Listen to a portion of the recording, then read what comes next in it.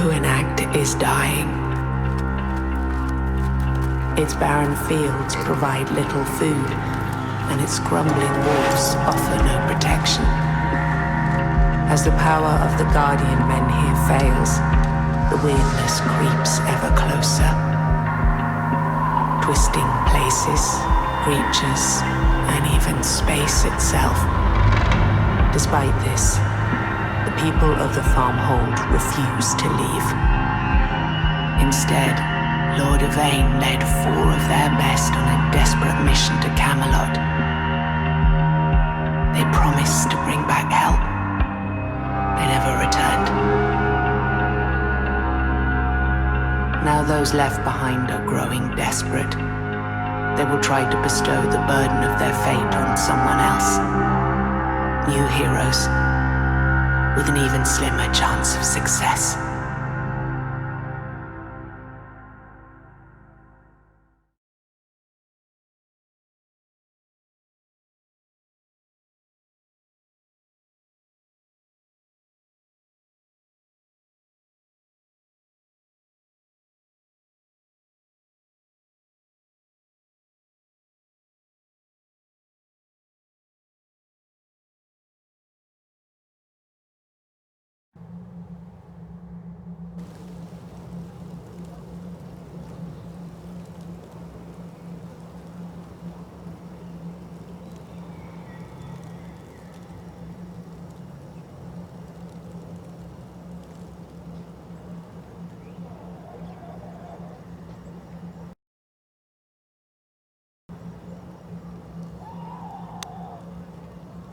Not long ago, Ephir's Forge supplied the southern lands with weapons and armor of quality comparable to arms crafted by masters of Camelot. Materials brought directly from the mines at Forlorn Swords, as well as Ephir's unrivaled knowledge, made his swords and shields particularly sought after. But with quality and renown came steep prices that not every soldier could pay out of pocket. You were the happiest person on this damned island when Ephir took you under his wing to teach you the basics of his craft. Now, the ruin of his house, the place where you spent countless hours hammering on the blacksmith's iron, looms at the edge of the weirdness, rotting away. A shade of its former glory. Your hand touches the key in your pocket. Every day it feels a little heavier. Every day you wonder whether you will be able to force yourself to walk through that door again. Why would you even try to save his legacy after he found you insufficient? After he lied to you? After he left you behind like a broken tool? With hazy eyes and less than confident hands, you opened the door.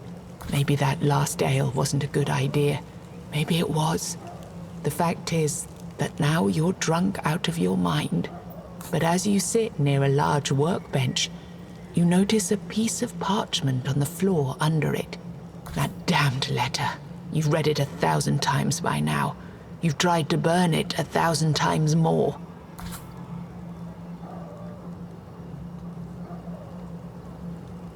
In this short note, your master explains the reason why Yvain did not take you on his quest. The young lord of Kuanact believed you too reckless, and he saw your wound as a liability. However, he tries to convince you that should their expedition fail, you might be the only hope Kuanact has to survive. It's not like you believe a single word he wrote.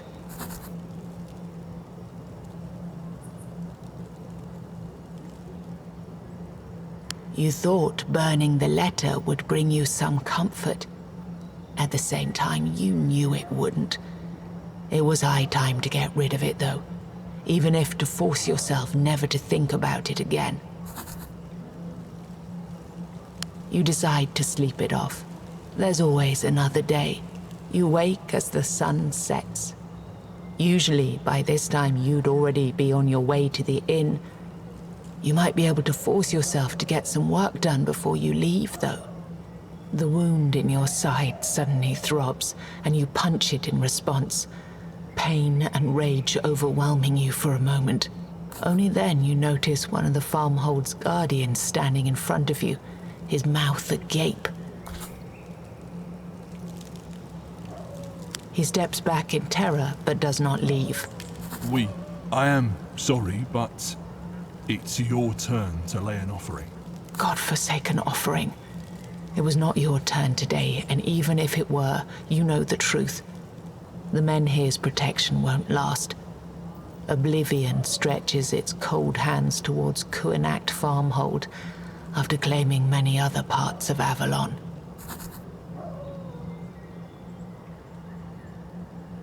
Your question takes him aback.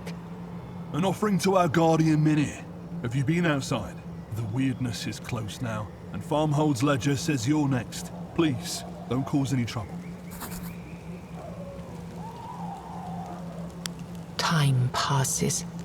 Your wound throbs again, as if something was trying to rip free and join the rolling clouds of weirdness outside. Sitting here any longer would be a torture.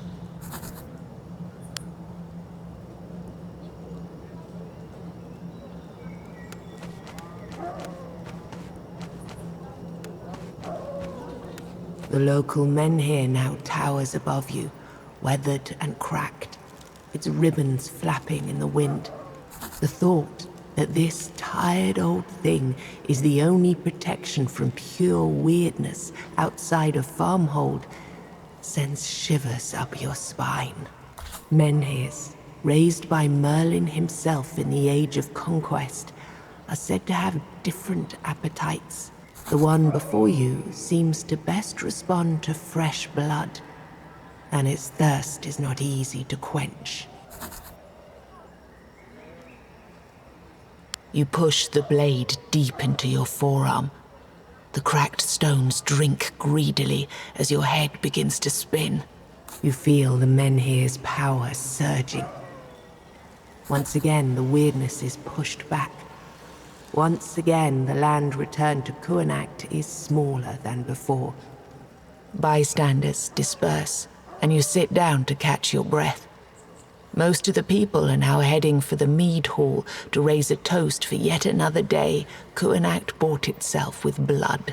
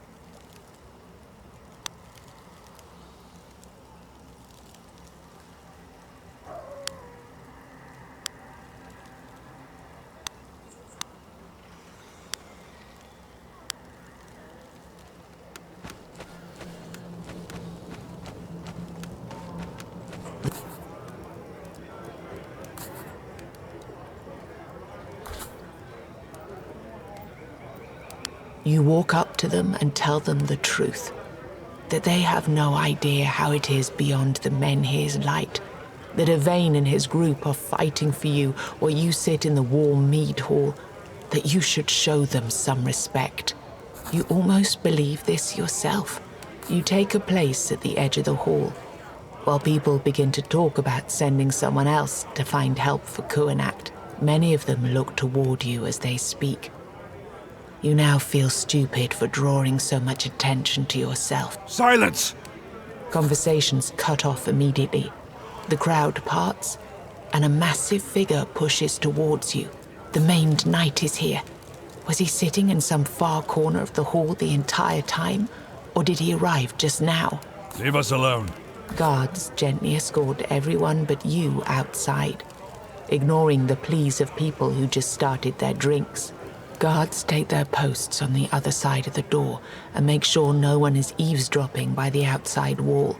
You're now alone with the knight, trying not to look at the bandages covering half of his face, or to think about unsettling stories you've heard about him. You were able to talk sense into these people, to hold things together when tempers ran high. Good. You might just be the person I was hoping to find. Someone who could handle an urgent task. I kept watching you today. I needed to see how well you deal with hardships and obstacles before I tell you the truth.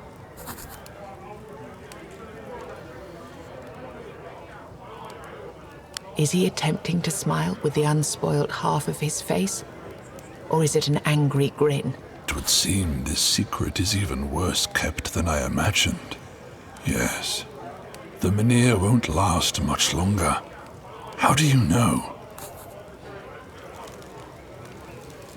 Another proof I was right about you. When Lord Yvain left me in charge of this farmhold, I thought the task was beneath me. Turned out it's quite the opposite. I cannot travel outside anymore. Will you help me?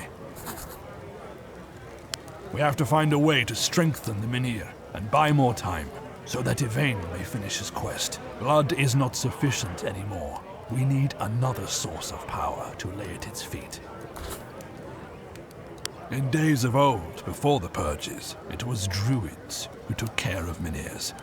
The one Yvain cast out from the city may still be alive.